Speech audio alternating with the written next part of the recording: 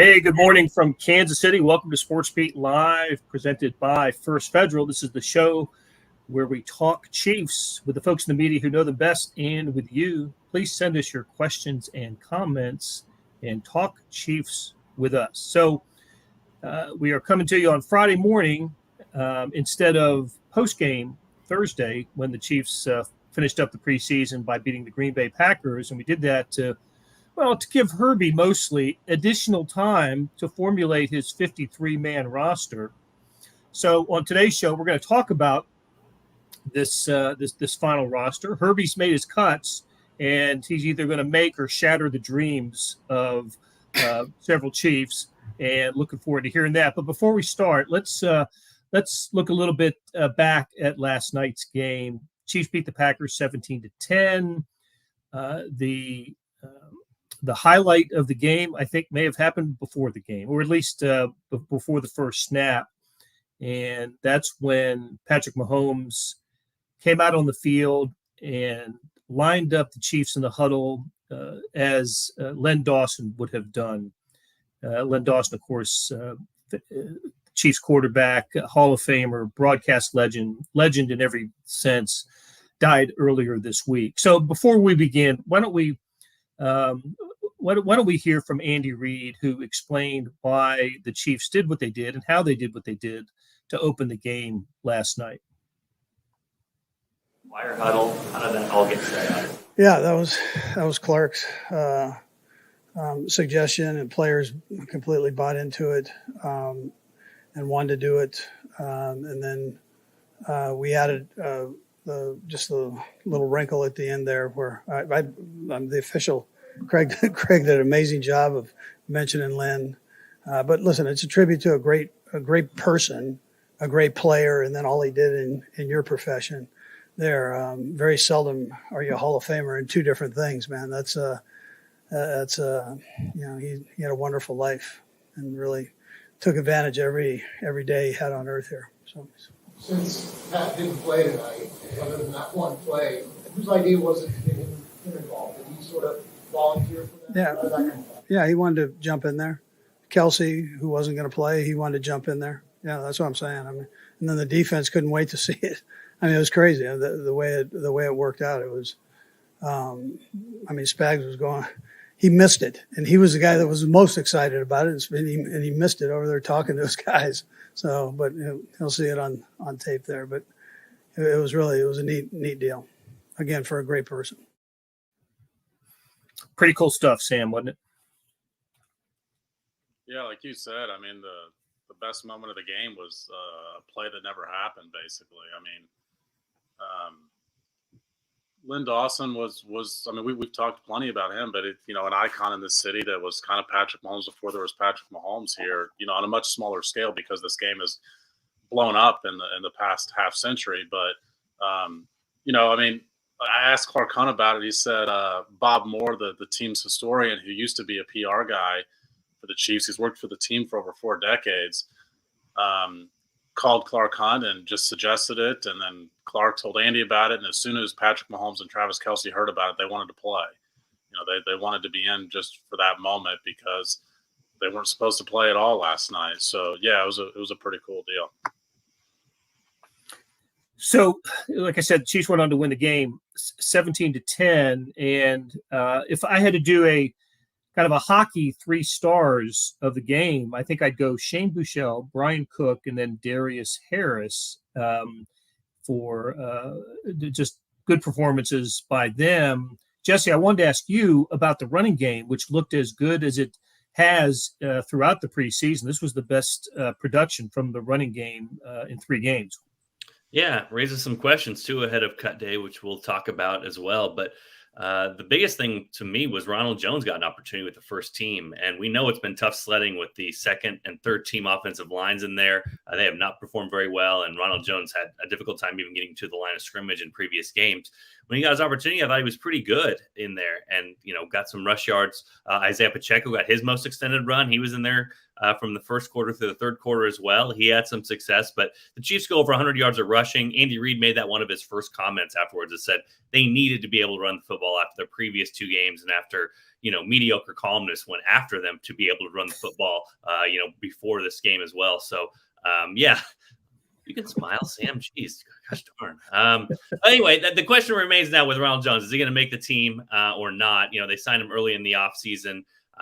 That kind of remains. If they're going to keep three running backs plus a fullback, then he seems like the odd man out. But with Blake Bell's injury now and obviously with other things that can go on, potentially now they saw with Ronald Jones what they could do. And the run game as well, they did it a little bit differently. They kind of got more into the power. They had some pulling linemen in there, and it made it so that not only could those running backs get downhill quicker, but also the gaps that they would potentially have to hit were narrowed. You only have half as many gaps that you need to look for. So you kind of simplify things for the running backs, but you get them going up and down field. That's really the strengths of Isaiah Pacheco and Ronald Jones both. So we'll see what happens here over the next few days. But Ronald Jones being a cut, obviously, if that happens, that'll be a national story. But he did do enough in that third preseason game, I think, to make this a question. Going into the game, I think most of us thought that he probably was not going to make this team. All right, Herbie, let's dive into this. First of all, tell us what the kind of the sequence of events is going to be for the cutting process to getting from 80 to 53. Well, as of right now, the Chiefs coach Andy Reid and his coaching staff, along with the pro personnel department, they're looking over everything right now. They're going over the film, and not only for the Chiefs, they're looking at other teams.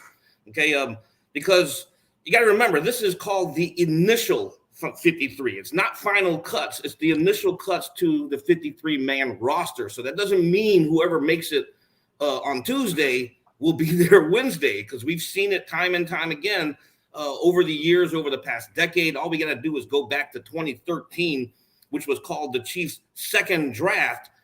The day after the cuts, they signed a multitude of players that went on to contribute to that season. Guys like Jay Howard, Ron Parker, James Michael Johnson, Chad Hall. I mean, so just because you make the roster on Tuesday doesn't necessarily mean you're going to be there Wednesday and Thursday. But what has to happen by 3 p.m. Central Time on Tuesday, and it's league-wide, the Chiefs have to be at the 53. So this is going to set the roster for the first regular season game, which happens a week and a half later on September the 11th. Do you think, Herbie, that performances, as late as, last night and, third game preseason performances have an impact on Andy Reid and his staff and Brett Veach, the decision-making, or are the minds pretty much made up before that third preseason game? I tend to agree with you on that last point, Blair. Minds tend to be made up by that second preseason game, which over the last two seasons has replaced what was known as the third preseason game or the final dress rehearsal for the regular season. The third preseason game, as Andy Reid said last night, is about getting the young guys out there so they can evaluate them. And as Eric Bieniemy likes to say, put consistent behavior on tape. Because if another team has a need, we could talk about Shane Buechele here in a second. If they have a need at quarterback and they view him as a better option than their number two, I just can't find a space on the Chiefs 53 for Shane Buechele. Another team might want him. Ronald Jones finally had a good game, but you know what? I'm going to take that with a grain of salt because that last preseason game, he's facing mostly backups. So if another team has a need at running back position and the Chiefs decide to go a different direction, all of a sudden he becomes a commodity out there. Putting consistent behavior on tape is what we aspire to here at Sportsbeat Live. Hey, all right, let's dive in. You start at the top at the quarterback. You say they're just going to keep two. This was, I thought Shane Buechele might have been the MVP of the preseason for the Chiefs. He looked good, and there's no room for him on this 53-man roster, you're saying, though, right? No, I don't think there's going to be room for him. Okay, you got to remember when the Chiefs brought him on the active roster last year, this would have been around November timeframe. The Arizona Cardinals at the time were dealing with injuries to their starter, Kyler Murray, and then their primary backup, Colt McCoy, was down. So they were down to their practice squad quarterback, and they needed quarterback depth. So they sniffed around and tried to get Buechele on their active roster, and the Chiefs said, we're going to bring him up. Going into this season, and you look at Andy Reid and Brett Veach's MO since they've been here, they've always typically carried just two quarterbacks, and it's going to be Patrick Mahomes, obviously. And if you have to go with their backup, they're going to lean more on their veteran, Chad Henne. Okay. Jesse, you've been following the running backs pretty closely throughout the whole preseason. And, the math was made a little easier for the Chiefs with the injury to Derek Gore, who, am I right about this? Was he got an injury settlement and, he, obviously not part of this team going forward, but you saw something in Ronald Jones, a need and a player whose style seemed to fit that need. But now, if Herbie's right, he's not on the Chiefs' initial 53. But I thought he looked good last night. And I wonder if the Chiefs, but the fact that they played on Thursday and they've got 4 days to think about this and talk about this, would strongly consider keeping Ronald Jones. Yeah, this might be the only exception to the last preseason game rule, because it did look like the Chiefs on purpose got him out there with the first team to see what he could do. You know what I mean? And that's not the opportunity he's had so far. And again, sometimes situations change. Maybe a week ago, the Chiefs were pretty set on cutting Ronald Jones. But then, like you said, Derek Gore, who was probably going to be on the practice squad if he was healthy, that's kind of your security blanket. If he's gone, all of a sudden you're kind of moving down your list of options when it comes to running backs. If one of these guys gets hurt, and we know that, Jerick McKinnon's a little bit older. CEH has not been the model of health when he's been with the Chiefs. So that could potentially be something they look at. I mean, kind of what complicates this whole matter is that Andy Reid always keeps a fullback. And so this would probably be a pretty easy keep for the Chiefs if they weren't keeping Michael Burton, but we know they are, because that's what Andy Reid does. We'll see what happens with this. Like I said, the roster math of this kind of shifts maybe a little bit with Blake Bell's injury. If they think they can get by without him, I don't know. Potentially, we're talking about the waiver wire ads and how you can make a team, but then get cut because another guy gets picked up off waivers. The Chiefs right now, that might be the number one position, is a blocking tight end, because we know what Blake Bell does, and there's really not anybody on the roster right now that does it exactly the way that he does, or that you would consider a really good blocker at the tight end position for the Chiefs that they want doing that. I mean, Travis Kelce is probably a pretty decent blocker, but you don't want him doing that because he's much better at catching passes from Patrick Mahomes. You'd rather have him in there for that. So that'll be something to watch. But I would say with the running back position, to me, Pacheco, McKinnon, and a CEH are locks. It's just a matter of figuring out for the Chiefs, what do you want to do with the depth beyond that? And did Ronald Jones show enough in that preseason game to say, hey, with a good offensive line, he can get downhill and hit that? And that was interesting. The first two carries he had with the first team offensive line, or at least early in the game, he hit a guy, and at first contact, he got 6 yards after that first contact. That was something that really the Chiefs running backs had struggled with all the preseason, is getting those extra yards. So if the Chiefs are looking for that and looking for a guy to have a little bit more security there, it seems like Ronald Jones would be a good fit. But again, can you keep more than 3 running backs if you're keeping a fullback? That kind of goes back to this roster math that Herbie talks about. I'll tell you, Sam, tight end is Andy Reid's favorite position. I'm convinced. He just loves to scheme and run plays for his tight ends. He's got the best in the game in Travis Kelce, but it does get a little complicated now after that because of the Blake Bell injury, and then look, last night, a guy who really hadn't flashed during the preseason, Bushman, catches 2 touchdown passes, breaks his clavicle after that. So could you see the Chiefs going out and maybe, assuming Bell's not going to be back anytime soon, going out and getting a tight end to give Andy Reid his 4th? I don't know what Bushman's got to do to make her 3 stars, Blair. I mean, 2 touchdowns, breaks his clavicle in the game just to show his commitment. I think I definitely could see them potentially pursuing a tight end on the market. I mean, I actually think the Chiefs have a lot of moving pieces in these last few days, and it wouldn't surprise me at all if they made a trade, because there's a few positions, and we've covered a couple of them already, that have an extra body that I think will make an NFL roster this year, even if it's not the Chiefs. I think they have one of those at linebacker. They've got, if they only keep 3 running backs, the Jesse covered, I think Shane Buechele could make an NFL roster elsewhere. Certainly, I think at wide receiver, they've got a body that could potentially make an NFL roster elsewhere. So I think they're going to be exploring the trade market over the last 3 days to see, maybe there's a position where they feel like they've got a little bit more need. Specifically, I look at, a swing tackle. I don't think I feel real confident in their swing tackle options right now. So, I think we could be seeing a trade at some point, but particularly that blocking tight end role that you guys have already covered. I mean, obviously Blake Bell is on this roster for that reason. But they've got an interesting decision to make with Blake Bell because if, we know he had surgery, we know that's not a quick return. Andy Reid rarely tells us the guy's going to be out a while. So when he does tell us the guy's going to be out a while, you figure it's going to be a long while. And if that's the case, do you really want to eat up one of your coveted 53-man roster spots by keeping him? Because, and Herbie can get into this if he wants, but you put a guy on IR now, he's done for the year. You can't create the 53-man roster spot by putting him on IR unless you think he's going to be done for the year. So they've got a really interesting decision to make with Blake Bell. And that's a fair point, Sam, and it's a very good point because what the Chiefs might do, and this was a question that was posed to Andy Reid earlier in the week when he revealed that he had the hip surgery, is injured reserve an option for him? But what it was meant was during the 53. Because you can keep him on the 53 and then place him on injured reserve the next day. And so what's going to happen here with the rosterology math and everything that goes into this is if there's a player that they really want, they tell that player, hey, we're going to cut you, wink, wink, wink, but we're going to sign you the very next day. So there's kind of like all the behind-the-scenes stuff that goes on.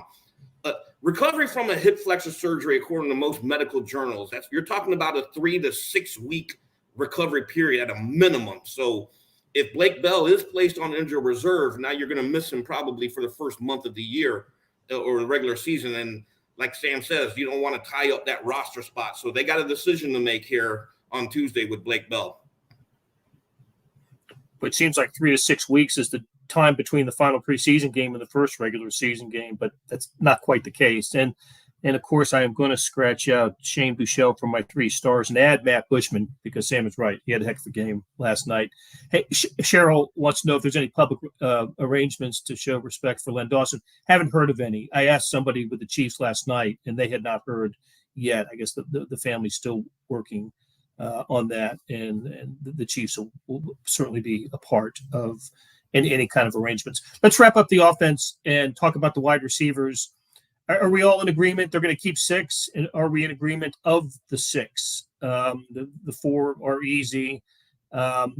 Juju Smith-Schuster, Marquez Valdez-Scantling, and Sky Moore, McCole Hardman. And are we all in agreement that Justin Watson and Darius Fountain are 5 and 6? Yeah, I see a lot of nodding heads here. What was there anything that can disrupt that possibility, Jesse? Is there any wild card candidate here? I don't think so. This one seems that's been solidified. Was going to be one of those we thought would go to the very end, but it just hasn't, So, Darius Fountain's been in on the special teams. Justin Watson's been on the special teams. As other 4 have kind of been locks and should be back for the first game. We learned last night that MVS was in concussion protocol from something earlier this week. So, we'll see exactly what happens and if all those guys do play week 1. But no, I don't see any surprises there. I saw a Josh Gordon tweet kind of floating around for about an hour ago as well. Basically just said, thank you for the opportunity. So I think he fully understands the writing on the wall there. I'm kind of interested in who Sam McDowell thought the other receiver might be. I'm guessing Corey Coleman. I don't know. I mean, a former first-round pick, he kind of flashed a little bit with punt return, but I think the Chiefs' 6 guys are those 6 guys, and there's not going to be too much roster. I don't know what the word would be, drama when it comes to that particular position. The offensive line tends to get overlooked, but let's not overlook them here. There is some possible drama on the last couple of offensive line. Herbie, how do they want to go? They're gonna. It always seems to it's 8, 9, or 10. I think you landed on 9. Yeah, I landed on 9. And here's the reason I went more than the typical 8 is I think we all will agree that the Chiefs might still have some PTSD from the Super Bowl. So Brett Veach is probably thinking you can never have enough offensive linemen. I think they're set. Obviously, they're clearly set with the top 5. And then after that, it gets really interesting. I think Nick Allegretti is a lock. I think Austin Ryder might be a lock, and we'll get into that in a second here. And as Sam mentions, there's swing tackles. Here's where, you start scratching your head. Who they got here? But I think they're going to go with Jerron Christian, and I think Prince Tega Wanago. This is a guy that a lot of people tend to overlook, but he spent time on their active roster last year, so he knows the scheme. And when he came back from the PUP list during training camp, immediately started working with the twos. This is going to leave Darian Kennard out because I think what the Chiefs like, they like that undrafted rookie, Michael Caliando. Something to think about last night's game. He was working at center, okay, and they moved Austin Ryder over to the guard. And as we all know, Andy Heck and Andy Reid love versatile offensive linemen once you get beyond the 5. They got to be able to play guard center. So you'll have Nick Allegretti, Ryder, and maybe Caliando, and then you've got your swing tackles who can play both sides. So that's where it gets fascinating. But I think Darian Kennard, when you're working with Dustin Crum and Shane Buechele late in camp, and that's who you're working with during the preseason, that is not a good sign. He just never emerged. So I think he's the odd man out, and time on the practice squad might do him well. Tell you what, we're talking about backup offensive linemen. The Chiefs have a strong roster. All right, let's go to a break and hear from First Federal. When we come back, we're going to talk about Chiefs defense.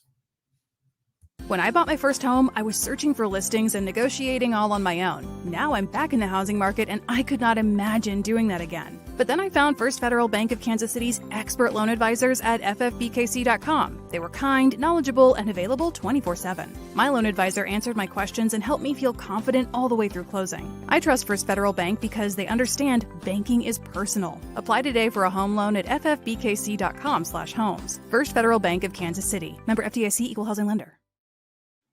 We're back on Sportsbeat Live with Sam McDowell, Jesse Newell, and Herbie Chiopi. We're talking Chiefs, who wrapped up the preseason on Thursday night with a victory over the Packers, and now we're looking forward to the initial 53-man roster that's going to be announced for all NFL teams, or by all NFL teams, on Tuesday.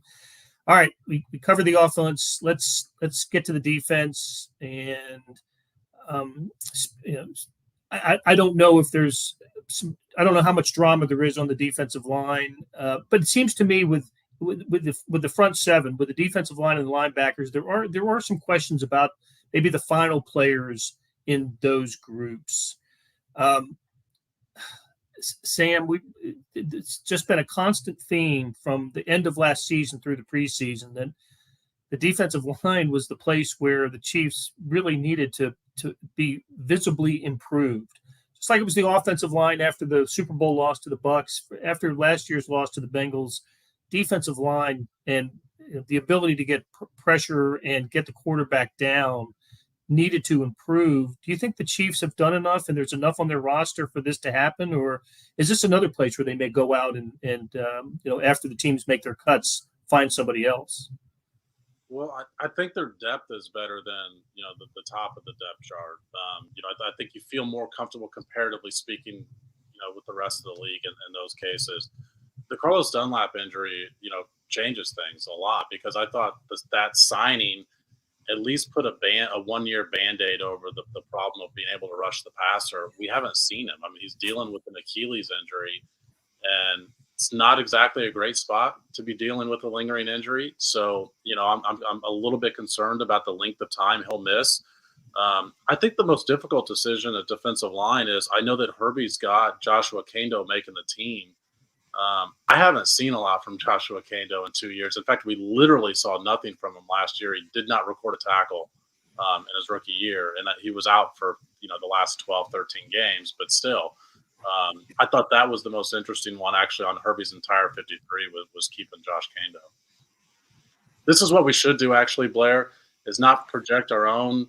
We should treat it like March Madness and just rip the selection committee, not actually pick our own bracket. Let's just rip Herbie picks.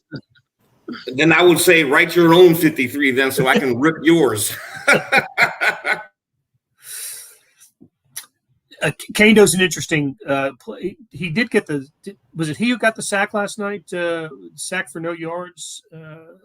Somebody that was a Turk Ward. I can't even remember now. who got the first sack for the That was Chiefs? Wharton. Yeah, that was Wharton. Turk. Okay, all right. Yeah. So Herbie, why Kando? What's or is it just lack of options?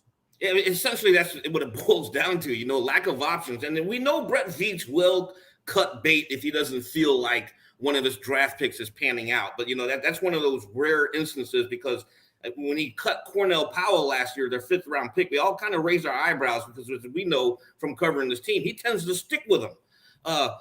Kando, as we all know, he was injured last year, so they don't really know what they have with this guy. And so I think they want to see what they have, develop him some more. And it boils down to Carlos Dunlap, the Achilles injury, even though they're trying to like wave it off, one of those, don't read too much into that. But Sam's right, it's an Achilles injury. It's inflamed, so that means he's going to miss practice time. And now, I don't know if he's going to play in the first game, but we'll see how he does in practice next week and the week leading up to the game against the Cardinals. But you got to have depth there. And when you look at their roster, I think he's the next best option. At the bottom of it, I should say, not at the top of it, but as you start working down. Okay, so we start the linebacker conversation, of course, with Darius Harris, who really stood out last night, and then we spackle in, players like Willie Gay and Nick Bolton. I think they'll probably make it. Now, Darius Harris, I thought was really played really well, and I got to talk to him after the game last night. He was pretty excited about his performance. He's been with his 4th year with the club, and he's played a total of 11 games. I think he has 1 or 2 career tackles. He's mostly been special teams. So it'd be pretty cool if a guy like that made the squad. Linebacker's interesting, though, because after Bolton and Gay, we don't know how it's going to shake out. I mean, Elijah Lee's been up and down, and Jermaine Carter, and it's the Chiefs went out and got veteran linebacking help after last season, Jesse, didn't they? And then we're still a little bit uncertain who's going to play behind Gay and Bolton. Yeah, I mean, I think this one probably more solidified than we thought, just because Jermaine Carter was not good. They signed him early in the offseason, and yesterday he had probably the low light of all the 3 preseason games, where he just got bowled over by the Packers center, I think it was, on a run play, and kind of did somersaults in the opposite direction of where he needed to be. He just hasn't looked fast, and he hasn't looked explosive. And but again, this is sort of, if you think of this big picture holistically, if you will, he sort of bought them time, if you will. I don't think they, that was before, if I'm right, that was before they got Leo Chanel in as a 3rd round draft pick. So you sign a guy, it makes it so you don't have to reach in the draft, and then a guy like Leo Chanel falls to you. And it seems like they liked what they've seen with him. He's had pretty good grades over the course of 3 games. That's Leo Chanel. He's obviously really good in the run game and blowing stuff up there, still learning in the pass game and doing the coverage stuff. But he was with the first team last night. That's not something we saw. Him taking the first snap with the defense. So that seems like progress to me. And then, Elijah Lee is kind of split time with Leo, so he seems like one. And then your boy Darius Harris. And we heard on the broadcast last night, whether it was a slip or not, Brett Veach talked about how you talk about your 9th offensive lineman or your 5th linebacker on the roster. And so it seems like probably 5 is the number that the position is going to get. So Jermaine Carter, probably the likely cut here. It might raise some eyebrows across the league, but we just haven't seen much from him in camp. He looks a little bit slower than maybe he was in past years and has not done enough probably to make this team. And so that's going to be the cut most likely that will surprise some people from the outside, but not us that have been watching the team here for the last few weeks. To piggyback off of Jesse's analysis there, Jermaine Carter as well, one of the things that jumps out to me as camp progressed, his forte was special teams. And then when you watched the practices, he's working with the backup special teams people. And that kind of like raises your eyebrows, especially when you know that that's where, he made his name. And if you're going to make the team as your 4th or 5th linebacker, you have to be able to contribute on special teams, and working with the backups just ain't going to do it. Yeah, I think Herbie's got that on special teams, because I think when you look at their, I think they've got 3 linebackers set. I mean, they're not going to cut Chanel. I think that leaves 2 spots for 3 guys. They all have something different. Darius Harris is the only guy of the other 3 that can wear the green dot. He's the only guy that can call plays.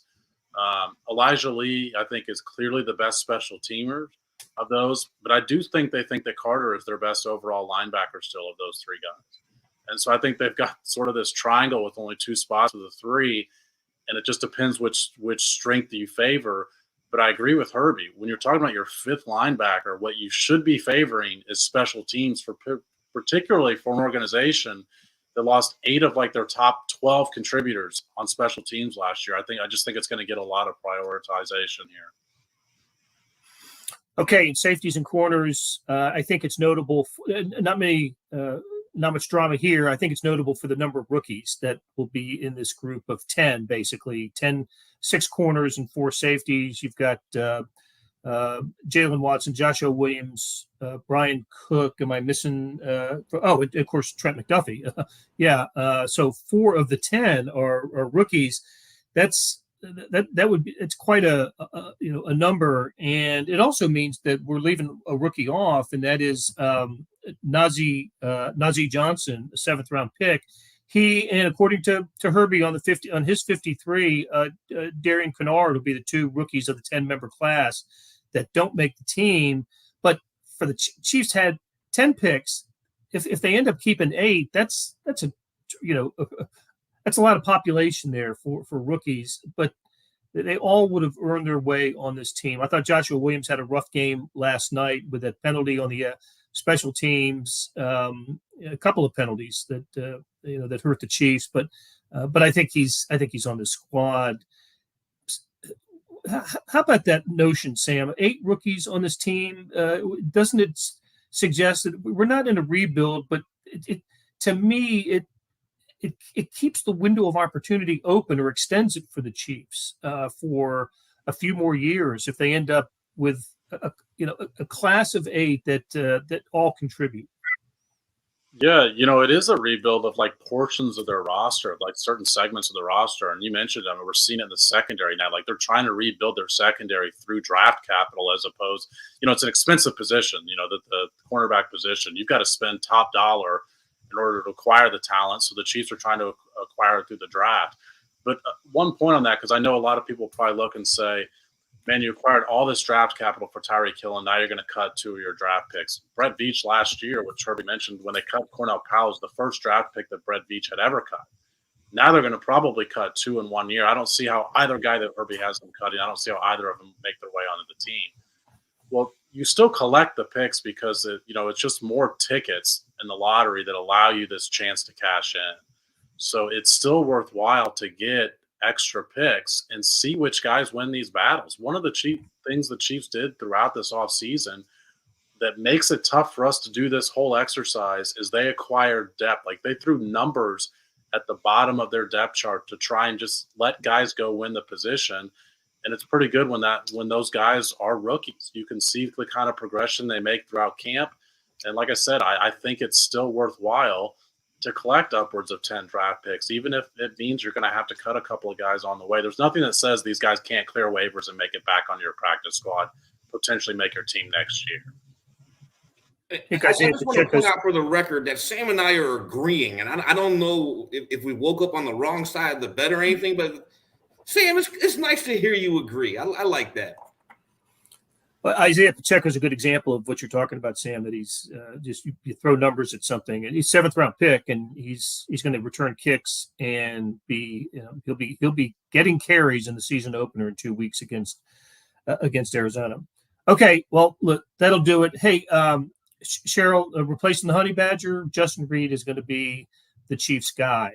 Part of a starting defense that allowed no points and in 6 possessions in the 3 preseason games, the starting defense allowed no points, had 3 3-and-outs, and 4 6 punts. So I don't think the starting defense could have played much better. Now, of course, it wasn't against an all-pro quarterback on any of the occasions.